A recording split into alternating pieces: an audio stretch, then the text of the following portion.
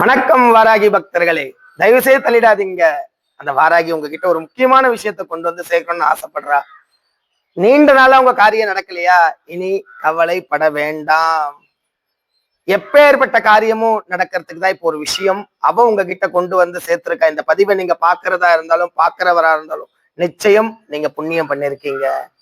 ஏன்னா வர மே 6ஆம் தேதி நம்ம ஆலயத்துல தீப்பிர பஞ்சமி, அதுவுமா அஷ்டபுஜ ஐஸ்வர்ய வாராகியோட சன்னிதானத்துல லகு வாராகி. யார் அந்த லகு? அஷ்ட வாராகில ஒரு வாராகியான லகு வாராகி எல்லா காரியத்தையும் ரொம்ப சுலபமா எளிமையா நமக்கு நம்ம கிட்ட கொண்டு வந்து சேர்க்கிறவ. அவளை பூரணமா நம்பிட்டோம், நிச்சயம் நல்லது நடக்கும். அப்படிப்பட்ட அந்த தாய்க்கு நம்ம கோவில்ல யாகம் நடைபெற உள்ளது. நீண்ட நாளா நடக்கலையா? எங்கெங்கயோ போயிட்டீங்க, உங்க கஷ்டம் தீரலன்னு நீங்க கவலைப்படுறீங்களா? தயவு செய்து இனி அந்த கவலை தீரப்போகுது.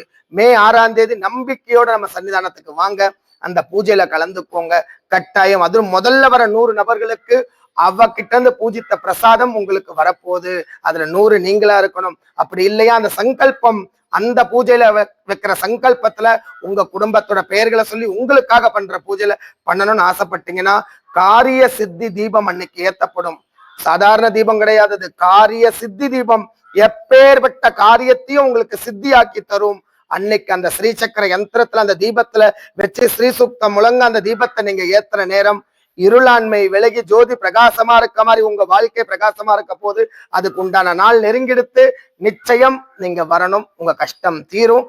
நம்பிக்கையோட கலந்துக்கோங்க. மேலும் இந்த பூஜையை பத்தி தகவல் தெரியணும்னு ஆசைப்பட்டீங்கன்னா கீழே தெரியுற நம்பரை தொடர்பு கொள்ளுங்க.